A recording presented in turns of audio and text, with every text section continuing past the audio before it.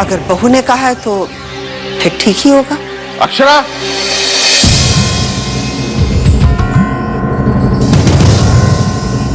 क्या हुआ डैड? समीर क्या कह रहा है? भैया क्या बोल रहे हैं भैया? समीर, अब बोलो तुम। अक्षरा, तुम आजकल एक लड़के के साथ घूम रही हो? लड़का? कौन लड़का? वो तो तुम ही बता सकती हो ना। ये कैसी बात कर रहे हैं आप लोग? मुझे कुछ नहीं पता। अक्षरा, तुम एक आवारा लड़के के साथ घूम रही हो, राइट? समीर, ये तुम कैसी भाषा बोल रहे हो? भैया, आप मेरी किस बात से इतना नाराज हो कि इस तरह का झूठा दोष मुझ पे लगा रहे हो आप? मैं सच कह रहा हूँ अक्षरा। आप झूठ बोल रहे हैं।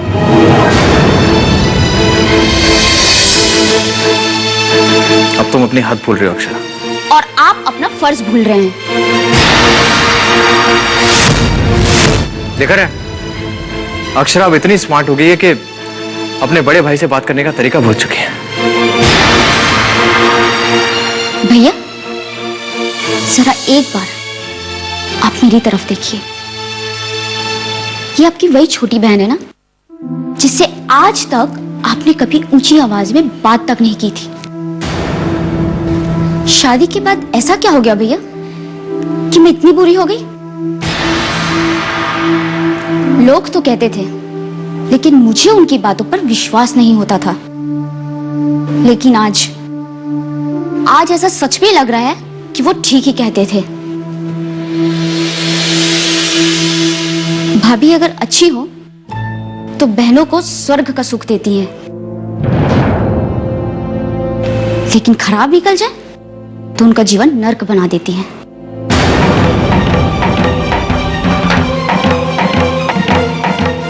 फैसला कैसे होगा? अक्षरा, बेटा तू सच बोल रही है?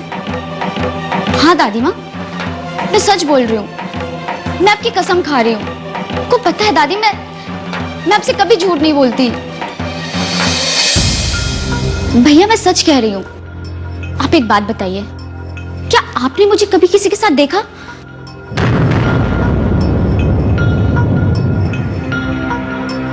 भाभी ने बताई ना आपको ये बात?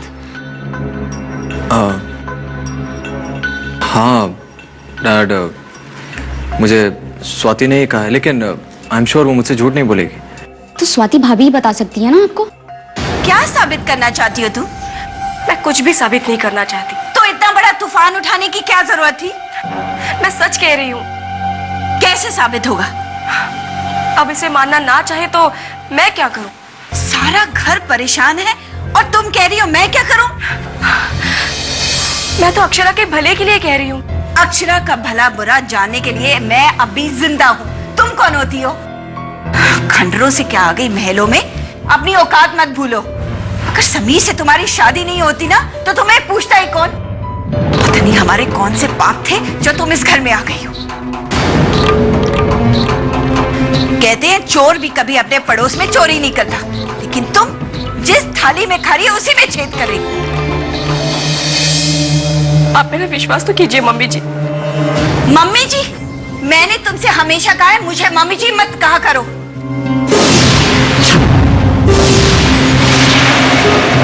समीर के दादी ने और इन्होंने बेशक तुम्हें इस घर की बहू मान लिया हो, लेकिन मेरे लिए ना तो तुम इस घर की बहू हो और ना ही समीर की पत्नी।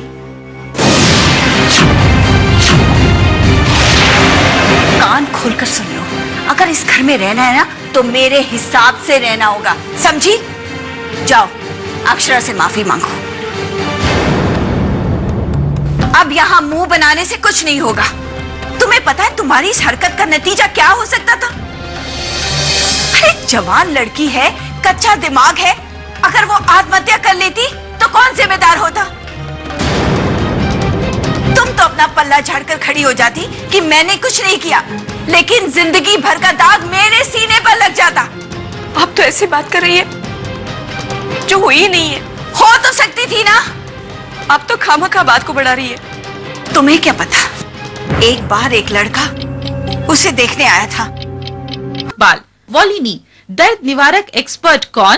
रैनबैक्सी वॉलिनी।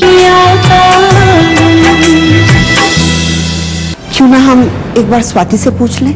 माँ अगर बात झूठी निकली तो आप क्या करेंगी? क्या करूंगी बेटा, उसे समझा दूंगी कि आइंदा ऐसा ना हो। ओह, मेरे ऊपर आप बरस पड़ी और अब आप उनको समझाएंगी। माँ ठीक कह रही हैं, वो इस घर की बहू है और तुम इस घर की बेटी हो, समझ गई? अरे वाह, बाप बेटी में क्या क्या बातें हो रही हैं। तुम भी ना नंदी, ना मौका देखती हो ना समय, कुछ भी बिना समझे बोल देती हो। ऐसा क्या हो गया? स्वाति कह रही है कि अक्षरा किसी आवारा लड़के के साथ घूमती फिरती। अरे अरे, आप लोग भी स्वाति के मजाक का शिकार हो गए क्या? ये तुम क्या कह रही हो बहू? अरे स्वाति ने अपनी फ्रेंड से 10,000 रुपए की शर्त लगाई थी कि घर वाले उसके झूठ पर विश्वास करते हैं या अपनी बेटी पर। लो, आप लोगों की बेवकूफी से स्वाति 10,000 रुपए जीत गई। क्या आप लोगों को अपनी बेटी पर इतना भी विश्वास नहीं है? हाँ? डैड, अगर स्वाति ने ऐसी कोई शर्त लगाई तो बहुत गलत बात है। I mean, घर की बेटी के ऊपर इस तरह से शर्त लगाना, ये कहाँ का मजाक है? मैं जाकर स्वाति से बात करता हूँ। स्वाति को बुलाओ। जी।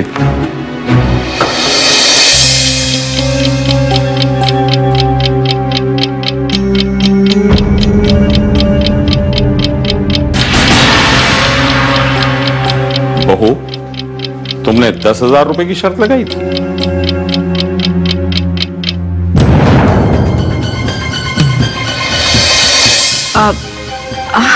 हाँ डैडी जी, वो तो मैंने मजाक किया था। मजाक? दिमाग खराब हो गया? कितना पढ़ा लिखा होने का क्या फायदा हुआ? मुझे तुमसे ऐसे मजाक की उम्मीद बिल्कुल नहीं थी। पता है इतनी देर में क्या कुछ हो सकता था? सॉरी डैडी जी, मुझे माफ कीजिए। और अक्षरा, मैं तुमसे भी माफी मांगती हूँ। I'm sorry। ये पहली और आखिरी गलती है, आगे इस बात का ध्यान रखना, समझ गई? क्या बात है टिल्लू? साहब, वो हीरो जैसा आदमी आया है। नाम क्या है उसका? साहब, वो गोरा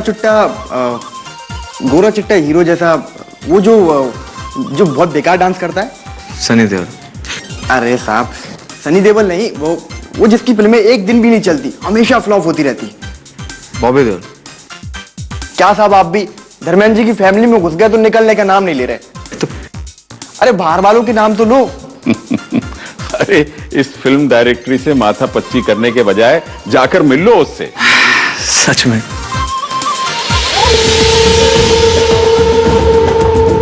क्या मैं अंदर आ सकता हूँ?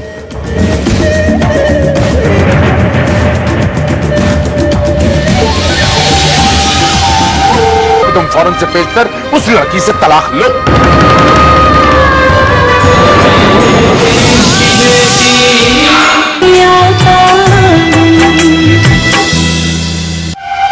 अरे आओ आओ, तुम्हें पूछने की क्या आवश्यकता है, तुम्हारे ही घर है। Thank you sir.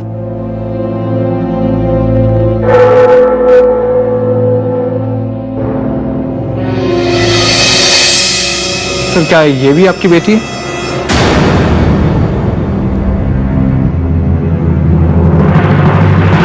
नहीं नहीं, ये हमारी बहू है, समीर की पत्नी, और ये मेरी धर्मपत्नी है, ये मेरी माँ है। नमस्ते। अक्षरा और समीर को तो तुम जानते ही हो। सर, अगर आप बुरा ना माने तो एक बात कहूं? हाँ हाँ। सर, आप बहुत किस्मत वाले हैं कि आपके ऊपर आज भी आपके माँ का आंचल का छांव है। कुछ लोग बदनसीब होते हैं जो बचपन में ही अपनी माँ को खो देते हैं। खैर, मैं भी किन बातों को ले लिया। सर, एक्चुअली ये जॉनसन एसोसिएट्स की फाइल थी, कुछ सिग्नेचर रह गए थे आपके, तो मैं सोचा आपसे साइन करवा लूं और आपका घर भी देख लूंगा इसी बहाने। और आप सबसे मिल लूंगा।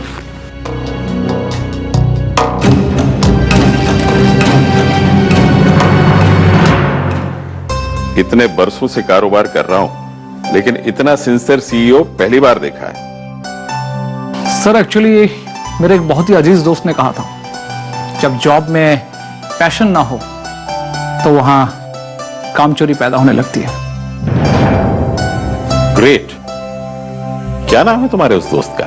सर अब नाम याद नहीं। ऐसा कैसे हो सकता है? जिसने तुम्हें इतनी बड़ी बात बताई उसे तुम कैसे भूल सकते हो? अक्सर यहाँ शक्लें नाम खो देती हैं और नाम शक्लें। वैसे आप सबसे मिलकर बहुत खुशी हुई, खासकर मिसेस डबराल से।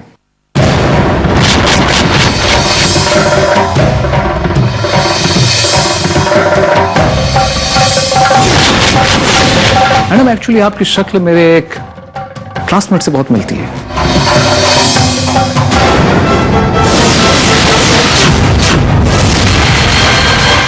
पता नहीं, वैसे मुझे विश्वास नहीं हो रहा है जो चेहरा मैं भूल गया था वो इतने सालों के बाद मेरे सामने आकर मेरे अस्तित्व को झकझोर देगा।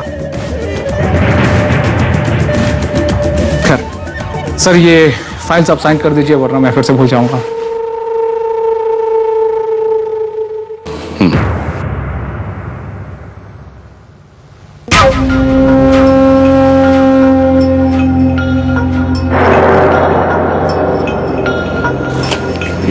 Thank you sir. अभी खाना खा कर जाओ।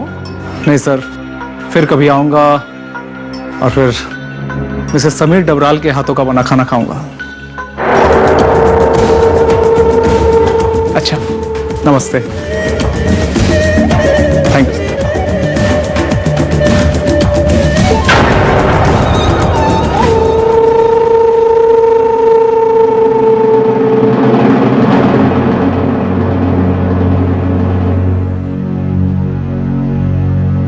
ये विकी बजाज कैसे हो सकता है? इसका नाम तो विकास पोखरियाल है, लेकिन विकास और समीर की कंपनी का सीईओ? कहीं इसकी शक्ल विकास से ना मिलती हो? नहीं नहीं, ये विकास पोखरियाल ही है, वरना मुझे इस तरह देखने का क्या मतलब है? मुझे पता लगाना ही होगा कि अगर ये विकास पोखरियाल है तो ये यहाँ क्यों आया है?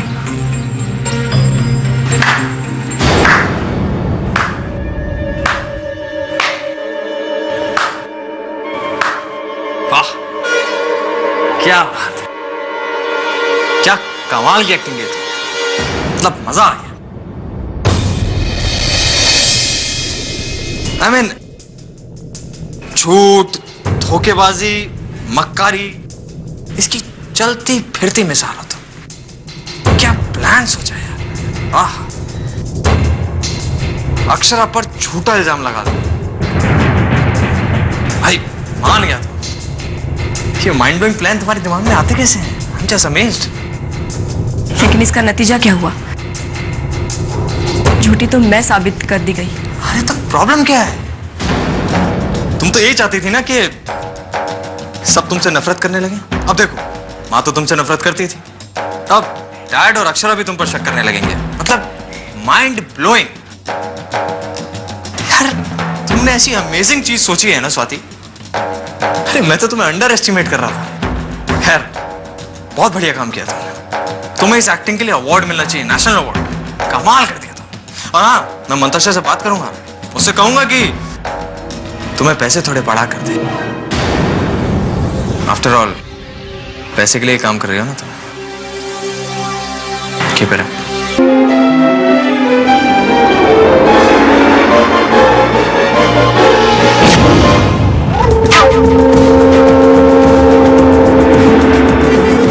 आपने बिना मुझसे पूछे ऑस्ट्रेलिया का प्रोजेक्ट अबॉर्ट कर दिया।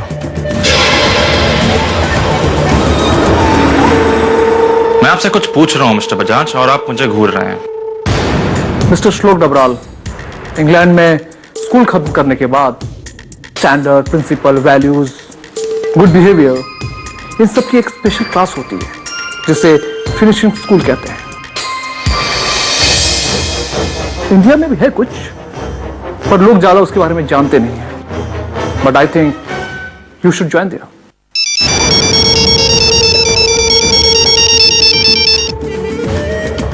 मैं इस डबराल एसोसिएट्स का सीईओ हूं।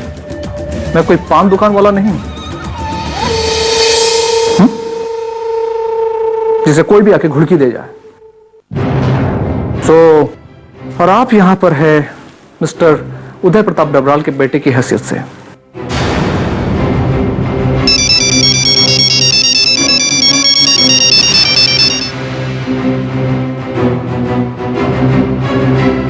आप यहां मेरे जूनियर हैं।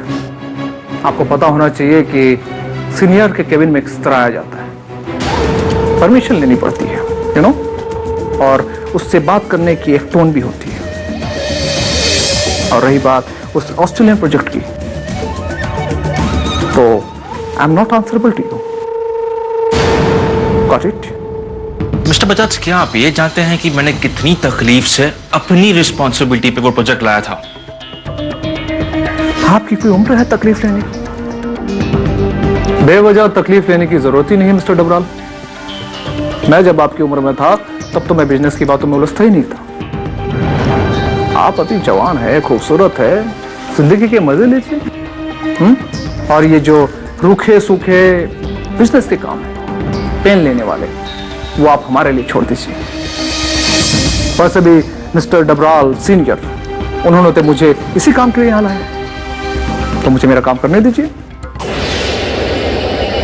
अगर आपकी इजाजत हो तो मैं अपना काम कर लूं।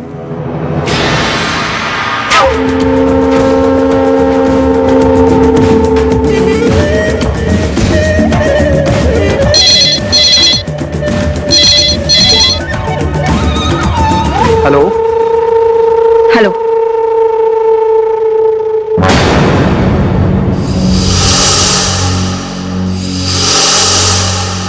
हाँ स्वाति, बोलो। मैं तुम्हारी आवाज ही नहीं, तुम्हारी सांसों को भी पहचानता हूं।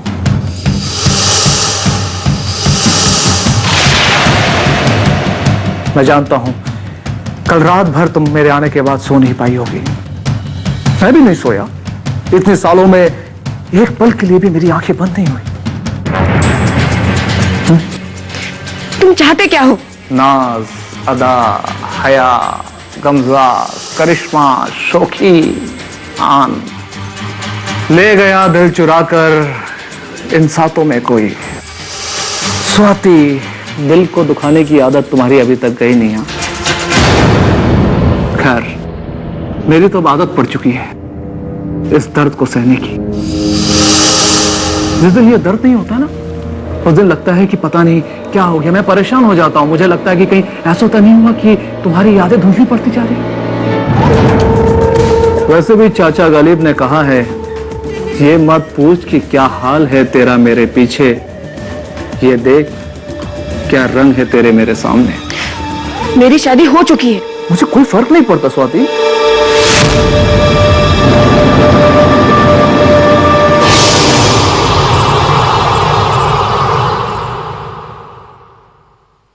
ये है हमारी प्यारी बेटी अक्षरा। तू कोई पशु है जो तुझे घास डालेगी? बेटा, शादी के बाद इतना लेट नहीं होते। मेरे पर्सनल मैटर पे कोई और इंटरफेयर करे, मुझे ये बिल्कुल पसंद नहीं है। मुझे भी कोई शौक नहीं है तुम्हारे इंतजार में भूखे रहने का।